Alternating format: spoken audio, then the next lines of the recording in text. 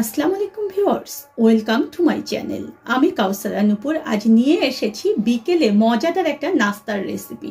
আমি আজকে আপনাদেরকে দেখাবো কিভাবে খাস্তা ডাল পুরি তৈরি করতে হয় খুব সহজে, এবং 3 ভাবে এগুলো কিভাবে ফ্রিজিং করতে হয় সেটাও আমি দেখাবো। এই ডাল পুরির সঙ্গে গরম চা দিলে কিন্তু বিকেলটা একেবারে জমে যায়। আর আমার চায়ের কিন্তু একটা স্পেশাল রেসিপি রয়েছে, আমি ডেসক্রিপশন বক্সে আপনাদেরকে সেই রেসিপিটা দিয়ে দেব। আরও একটা মজার ব্যাপার হচ্ছে, এই যে ডাল পুরির সঙ্গে আমি একটা চাটনি পরিবেশন করেছি, এই চাটনিটার লিঙ্কও আমি ডেসক্রিপশন বক্সে দিয়ে দেব। দেখুন, আমি আপনাদেরকে ভেঙে দেখাচ্ছি যে এগুলো কতটা সুন্দর, দেখেছেন? আর এর ভিতরটা কিন্তু পুরোটাই দেখুন যে ডাল দিয়ে ভরা। এবং আসুন দেখে আসি কিভাবে সহজ রেসিপিতে কিভাবে পারফেক্টভাবে ডাল পুরি তৈরি করতে হয়। ডাল পুরি করার জন্য দেখুন যে আমি এখানে মেজারমেন্ট কাপের 1 কাপ পরিমাণ ডাল নিয়েছি। এখন এই ডালটাকে আমি ভালো মতো ধুয়ে এটাকে আমি 30 মিনিটের জন্য ভিজিয়ে রাখবো, তাহলে ডালটা খুব দ্রুত সিদ্ধ হয়ে যাবে। ডালটা দেখুন যে আমি 30 মিনিট ভিজিয়ে রাখার পরে এই ডালটা আমি একটা পাত্রে দিয়ে দিচ্ছি। আর ডালটা সিদ্ধ করতে সবাই যে ভুলটা করেন সেটা হচ্ছে ডালের মধ্যে সবসময় লবণ দিয়ে দেন। ডাল সিদ্ধর সময় কখনোই লবণ দেবেন না, তাহলে দেখবেন যে ডালটা সিদ্ধ হতে অনেক সময় লাগে। আমি এখানে 1/2 চা চামচ পরিমাণ হলুদ গুঁড়ো দিয়ে দিলাম, আর এখানে আমি 1 চা চামচ পরিমাণ শুকনো মরিচের গুঁড়ো দিয়ে দিলাম। এই ডালটা যদি একটু ঝাল ঝাল হয় তাহলে কিন্তু এই ডালটা খেতে ভালো লাগে। আর এখানে আমি 1 চা চামচ পরিমাণ রসুন বাটা এবং 1 চা চামচ পরিমাণ আদা বাটা দিয়ে দিলাম। আমি আদাগুলো বেটে একদম ডিপ ফ্রিজে রেখেছিলাম, সেটাই আমি এখানে দিয়ে দিলাম। পরিমাণ হচ্ছে 1 চা চামচ পরিমাণ। এখন এখানে আমি খুব সামান্য 2 চা চামচ পরিমাণ সয়াবিন তেল দিয়ে দিলাম। এতে করে ডালটা কিন্তু উতলিয়ে পড়ে যাবে না। এটা সবসময় মনে রাখবেন যে যখন ডাল সিদ্ধ দেবেন তখন ওখানে সামান্য পরিমাণ আপনারা তেল দিয়ে দেবেন। আর এখানে আমি পানি দিয়ে দেব 2 কাপ পরিমাণ। যেহেতু এখানে ডাল নিয়েছি আমি 1 কাপ, আমি 2 কাপ পরিমাণ পানি দিয়ে দিলাম, তাহলে দেখবেন যে ডালটা সিদ্ধ হয়ে একেবারে পানিটা গামাখা হয়ে যাবে। এখন মাঝারি লো আঁচে এটাকে আমি সিদ্ধ উঠিয়ে দেব। প্রথমে আমি 15 মিনিটের জন্য ঢেকে দেবো, এর মধ্যে আমি 2-1 বার নেড়ে চেড়ে দেবো। ঠিক 12 মিনিট পরে দেখুন যে আমার পানিটা কিন্তু একদম শুকিয়ে গিয়েছে, আর ডালটাও কিন্তু আমার একদম মোটামুটি একদম খুব সুন্দরভাবে সিদ্ধ হয়ে গিয়েছে। এখন আমি চুলার জালটাকে বন্ধ করে দিয়ে এখানে একটা ফ্রাইং প্যান উঠিয়ে দিচ্ছি। ফ্রাইং প্যানটা যখন আমার গরম হয়ে যাবে তখন এখানে আমি 2 টেবিল চামচের মতো সরিষার তেল দিয়ে দিলাম। আমি কিন্তু ডাল পুরির ফোড়নে সবসময় সরিষার তেল ব্যবহার করি, তাহলে একটা ফ্লেভার যেমন সুন্দর আসে তেমনি এর টেস্টটাও কিন্তু অনেক সুন্দর হয়। এখন এর মধ্যে আমি কয়েকটা রসুনের কোয়া দেখুন যেভাবে কুচি করে নিয়েছি সেটা দিয়ে দিলাম, আর একটু পেঁয়াজ, 2টো পেঁয়াজ আমি এখানে কুচি দিয়ে দিলাম। এটাকে আমি হালকা ব্রাউন করে আগে ভেজে নিচ্ছি। পেঁয়াজ রসুনগুলো যখন এরকম ব্রাউন হবে তখন এখানে আমি 1 চা চামচ পরিমাণ আস্ত জিরা দিয়ে দিচ্ছি। এতে করে এই জিরাটা ভাজা যখন আমাদের পুরির মধ্যে মুখে লাগবে তখন কিন্তু সেটা খেতে অনেক ভালো লাগে। আর আমি যে ডালটা সিদ্ধ করে রেখেছিলাম সেটা এখন এর মধ্যে দিয়ে দিচ্ছি। ভালো করে দেখুন যে নেড়ে চেড়ে এগুলো মিলিয়ে নিতে হবে, আর এই সময় কিন্তু চুলার আঁচটাকে একটু কমিয়ে দিতে হবে। এখন এর মধ্যে দিয়ে দেবো আমি চিলি ফ্লেক্স। চিলি ফ্লেক্সটা আপনারা ঠিক কতটুকু ঝাল খেতে চান তার উপরে নির্ভর করবে। আমি এখানে 2 টেবিল চামচ পরিমাণ দিয়ে দিচ্ছি, কিন্তু আমি কিন্তু বলেছি যে ডাল পুরিটা কিন্তু একটু স্পাইসি খেতে ভালো লাগে। আর এখানে আমি দিয়ে দেব গোলমরিচ এবং জিরা ভেজে রেখেছি, সেখান থেকে 1 টেবিল চামচ পরিমাণ। এটা দিলে ফ্লেভারটা অবশ্যই সুন্দর হবে আর টেস্টটা তো ভালো হবেই। এখন অল্প আঁচে এটাকে নেড়ে চেড়ে আমি একেবারে ঝরঝরে করে নেব। কিছুক্ষণ নেড়ে চেড়ে নেওয়ার পরে এখানে আমি 1 চা চামচ পরিমাণ লবণ দিয়ে দিলাম। আমি কিন্তু লবণ আগে দেইনি, এই কারণে কিন্তু ডালগুলো দেখুন যে কি সুন্দর সিদ্ধ হয়েছে। এখন এটাকে আবার আমি এভাবে করে নেড়ে চেড়ে নিচ্ছি, এবং এটা কিন্তু একটু এভাবে করে ম্যাশ করে দেবেন, তাহলে কিন্তু খুব সুন্দর হবে। আর এটাকে একটু শুকিয়ে নেব। 3 থেকে 4 মিনিট ধরে নাড়াচাড়া করলেই দেখবেন যে এরকম একদম পানিটা শুকিয়ে যাবে। দেখুন একদম কিন্তু ঝরঝরে হয়ে গিয়েছে। এই অবস্থায় চুলার জালটাকে বন্ধ করে দেবো। এটা ঠান্ডা হলে কিন্তু দেখবেন যে আরো ঝরঝরে হয়ে যাবে। এখন চলুন আমরা যে লুচিটা তৈরি করব, ডাল পুরিটা তৈরি করব, সেটার খামিরটা করে আসি। আজকে আমি পুরো 1 কেজি ময়দার কিন্তু এখানে ডাল পুরি তৈরি করব। তার কারণ হচ্ছে আমি এটা ফ্রিজিং করে রাখবো, আর ফ্রিজিং পদ্ধতিটা আমি আপনাদেরকে দেখিয়ে দেবো। দেখুন আমি মেপে নিচ্ছি মেজারমেন্ট কাপ দিয়ে ঠিক কয় কাপ হবে, তাহলে আপনাদের জন্য সুবিধা হবে। দেখুন 2 কাপ, 3 কাপ, 4 কাপ, 5 কাপ এবং সব শেষে আমি দিয়ে দিচ্ছি, দেখুন যে এখানে মোট কিন্তু 6 কাপ হলো। এই 6 কাপ দিয়ে আজকে আমি দেখাবো ডাল পুরি তৈরি করা এবং এটার ফ্রিজিং পদ্ধতি। এখানে আমি চিনি দিয়ে দেব হচ্ছে 3 টেবিল চামচ পরিমাণ, 1 টেবিল চামচ, 2 টেবিল চামচ এবং 3 টেবিল চামচ। আমার কিন্তু এটা রিকোয়েস্টের ভিডিও, অনেকেই আমাকে বলেছে যে খাস্তা ডাল পুরি কীভাবে তৈরি করে ফ্রিজিং করতে হয় সেটা দেখানোর জন্য।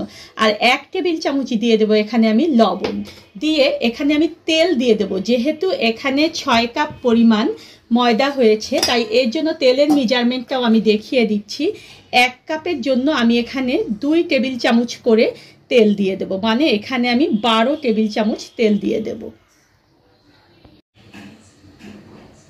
মোট দেখুন যে এখানে আমি 12 টেবিল চামচ পরিমাণ তেল দিয়ে দিলাম। এখন তেল দেওয়ার পরে এই শুকনো উপকরণগুলো আমি একটু ভালো মতো মাখিয়ে নেব, তাহলে বুঝবেন আপনারা তেলের পরিমাণটা ঠিক আছে কিনা। আমি দেখিয়ে দেব কিভাবে বুঝতে হবে যে তেলের পরিমাণটা ঠিক আছে কিনা। শুকনো উপকরণগুলো দেখুন যে আমি ভালো মতো মেখে নিয়েছি। এখন আমি ঠিক এভাবে করে একটু ময়দা নিয়ে দেখুন যে এরকম ভালো মতো চেপে দিচ্ছি। দেখুন এটা কিন্তু একেবারে দলা হয়ে যাচ্ছে, তার মানে বুঝতে হবে যে তেলের পরিমাণটা আমার সুন্দর হয়েছে। আর যদি এটা দলা না হতো তাহলে বুঝতে হতো যে তেলের পরিমাণটা ঠিক হয়নি। দেখুন এটা কিন্তু অনেক সুন্দর একটা ঝুরঝুরে ভাবও আছে। এখন রুম টেম্পারেচারে থাকা 1 কাপ পানি প্রথম আমি নিয়ে নিচ্ছি। আমি আপনাদের পানির মাপটাও ভালো মতো বুঝিয়ে দিচ্ছি, যারা আমাকে বলেছে যে পানির মাপটা বোঝেন না তাদের জন্য আমি দেখাচ্ছি। এভাবে ধীরে ধীরে 1 কাপ পানি পুরোটাই কিন্তু আমি দিয়ে দিলাম, দিয়ে আমি এখানে আবার 1 কাপ পানি নিচ্ছি, মানে 2 কাপ পানি দিয়ে আমি দেখব যে আমার ঠিক হয় কিনা খামিরটা। তারপরে আমি দেখাবো আপনাদেরকে যে আর পানি লাগবে কিনা। 2 কাপ পরিমাণ পানি কিন্তু আমার লেগেছে, আর কিন্তু আমার আর একটু পানি লাগবে। আমি এখন টেবিল চামচ দিয়ে আপনাদেরকে মেপে দেখাচ্ছি। আমি এখানে 1 টেবিল চামচ দিলাম, দিয়ে এটাকে আবার একটু আমি মথে নিয়ে আমি দেখবো যে আমার আর লাগবে কিনা। তার মানে হচ্ছে আমার এখানে লাগলো মোট হচ্ছে মেজারমেন্ট কাপ দিয়ে 2 কাপ এবং 1 টেবিল চামচ পরিমাণ পানি। এটা খুব বেশি হলে অল্প একটু কম বেশি হতে পারে, আপনাদের ময়দার উপরে, ময়দাটা মাপার উপরে নির্ভর করবে, অল্প কম বেশি হতে পারে। তবে মেজারমেন্ট সঠিক মাপ হচ্ছে আমি দিলাম 2 কাপ এবং 1 টেবিল চামচ পরিমাণ। আর এই খামিরটা কিন্তু আমাদের পরোটার যে খামির রয়েছে তার চেয়ে একটু শক্ত হবে, কারণ এটা যখন আমরা রেস্টে রাখবো এটা ছেদ হওয়ার পরে কিন্তু অনেকটা নরম হয়ে যাবে। দেখুন এভাবে আমি দিলাম, হাতে জাস্ট অল্প একটু তেল আমি লাগিয়ে নেব, নিয়ে এটাকে আমি আবার 2 মিনিট ধরে একটু মথে নেব। 3 মিনিট ধরে দেখুন যে আমি ভালো মতো কিন্তু এটাকে মথে নিয়েছি। এখন এটাকে আমি ঠিক এইভাবে করে রেখে জাস্ট অল্প একটু তেল লাগিয়ে দেব চারপাশে, তাহলে দেখবেন যে উপরটা ড্রাই হবে না। দেখুন এটাকে আমি এখন রেস্টে রেখে দেব 15 থেকে 20 মিনিট। কারো যদি ইনস্ট্যান্ট করতে হয় সেটাও করতে পারবেন, তবে 15-20 মিনিট রাখলে এটা সুন্দর মতো সেট হয়ে যায়। এই ময়দাটা দিয়ে তখন লুচি বা ডাল পুরি করা আমাদের জন্য অনেক সুবিধা হয়ে যায়। তাই এটাকে ঢেকে রেখে দিচ্ছি আমি 20 মিনিটের জন্য। ফিরে এলাম 30 মিনিট পরে। দেখুন যে আমার ডোটা এত সুন্দর হয়েছে। এখন এই ডোটাকে আমি নিয়ে নিচ্ছি এবং এটাকে আমি মথে নেব আবার 2 থেকে 3 মিনিটের জন্য, তাহলে দেখবেন যে এই ডোটা অনেক সুন্দর হয়ে যাবে, সফট। মথার সুবিধার জন্য আমি 2টো অংশে ভাগ করে নিয়ে এগুলোকে মথে নিয়েছি। এখন এগুলোর একটাকে আমি দেখুন যে আবার 2 ভাগ করে নেব, তাহলে আমার কিন্তু বানাতে সুবিধা হবে।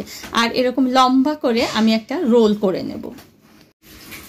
একটা অংশ দেখুন যে এরকম আমি রোল করে নিয়েছি। এখন এটা থেকে আমি লেচি কেটে নেব। মোটামুটি আমরা লুচি যেভাবে বানাই, পুরি কিন্তু তার চেয়ে একটু ডো বেশি লাগে, কারণ পুরিটা কিন্তু সব সময় দেখবেন যে একটু মোটা হয়, আবার লুচির চেয়ে একটু সাইজ কিন্তু বড় হয়। তাই এখানে আমি রুটি ঠিক যতটুকু করে কাওয়া নিতে হয় ঠিক ততটুকু করে নিচ্ছি আমি, এবং সবগুলো আমি এভাবে লেচি কেটে হাতের মধ্যে দেখুন যে এরকম গোল করে ফেলবো। গোল করে এগুলোকে আমি রেখে দেব, তাহলে দেখবেন যে আমার এই যে ডাল পুরি তৈরি করব, এটা করা আমার জন্য সুবিধা হবে। দেখুন এভাবে সবগুলোকে আমি হাতের তালুতে এরকম গোল করে করে রাখবো। যখন আমি বানাচ্ছিলাম গোলগুলো তখন কিন্তু আমি ঢেকে রেখেছিলাম যাতে করে এগুলো ড্রাই হয়ে না যায়।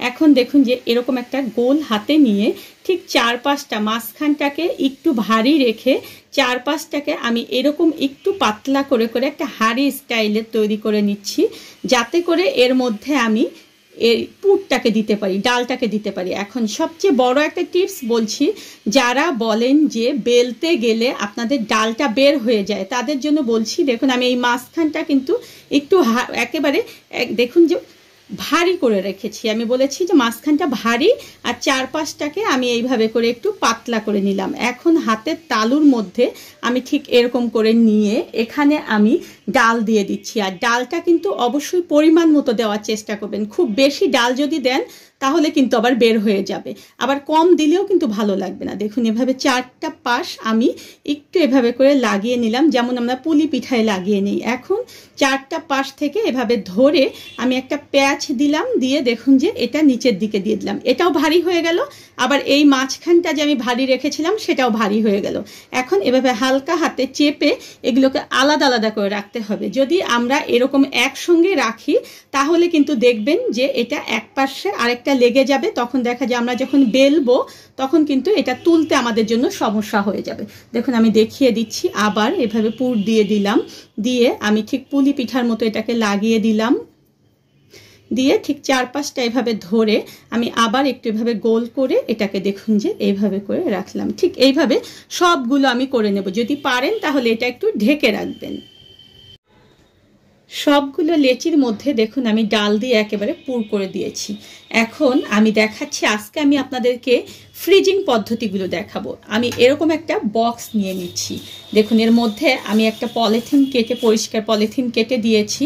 এখন কেউ যদি মনে করেন যে কাল আপনার গেস্ট আসবে, আপনি কাজটাকে কমাতে চান, তাহলে ঠিক এরকম করে ডালগুলো দিয়ে দেখুন যে এরকম করে সাজিয়ে ঠিক আপনার যতটা প্রয়োজন ততটা রেখে এটাকে নর্মাল ফ্রিজে রেখে দেবেন, এবং কালকে এগুলো বেলে আপনারা ইজিলি সুন্দর মতো সেটাকে পরিবেশন করতে পারবেন ভেজে। মানে এইভাবে রাখলে আপনারা নর্মাল ফ্রিজে এরকম করে রেখে দিলে 2 দিন পর্যন্ত রাখতে পারবেন। এখানে একটা ফ্রিজিং পদ্ধতি আমি আপনাদেরকে দেখালাম। এখন সেকেন্ড ফ্রিজিং পদ্ধতিটা আমি আপনাদেরকে দেখাচ্ছি। দেখুন আমি এভাবে একটা পিঁড়ি কিংবা ম্যাট যে কোনো কিছুর উপরে একটু তেল লাগিয়ে নেবেন, নিয়ে তার উপরে একটা এরকম দিয়ে চাপ দিয়ে হালকা করে এটাকে বেলে নেবেন।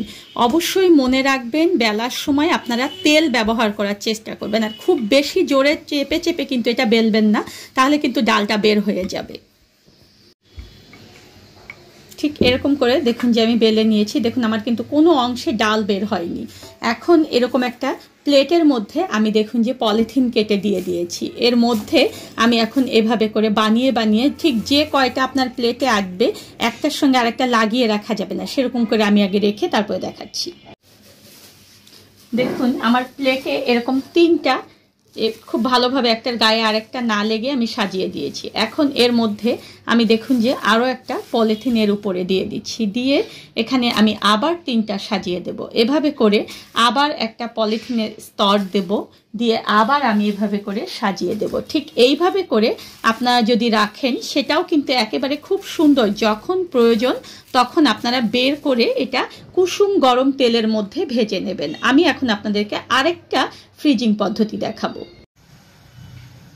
থার্ড ফ্রিজিং পদ্ধতির জন্য আমি দেখুন যে একটা ফ্রাইং প্যান দিয়ে দিয়েছি, ঠিক সেখানে আমি এরকম করে ডাল পুরিগুলোকে দিয়ে দিচ্ছি, এবং এগুলোকে আমি কিন্তু খুব বেশিক্ষণ ভাজবো না, জাস্ট এটাকে আমি এপাশ ওপাশ করে নেব। দেখুন এভাবে করে উল্টিয়ে দিলাম, দিয়ে জাস্ট এপাশটা একটু শক্ত হওয়া পর্যন্ত আমি দেখুন যে অপেক্ষা করছি, এবং এটাকে আমি তুলে রেখে দেব ঠান্ডা হওয়ার জন্য।